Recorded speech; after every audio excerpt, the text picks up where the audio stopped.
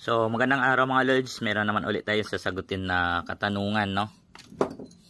So, may nag-comment dito, Lods, pwede lang ba magpalit ng ignition coil spark plug kahit naka-stock pipe? So, ito mga Lodi, pinandeli ko lang. So, tinanggal ko yung check and pipe natin. Ayan, no? Naka-stock pipe pa rin tayo. So, dinidelay ko kapag maulan. Yan po, pinapalit ko yung stock natin. Then, pag medyo okay naman yung panahon, ito yung ginagamit natin na ano. So naka check and pipe tayo. So okay lang yan mga Lodi, no, kahit naka ignition coil tayo na Apido. Then naka split pair pa nga tayo. Then yan po yung ating tri-electrode spark plug. So pag bumili po kayo nun mga Lodi, dapat gold yung bolt na to.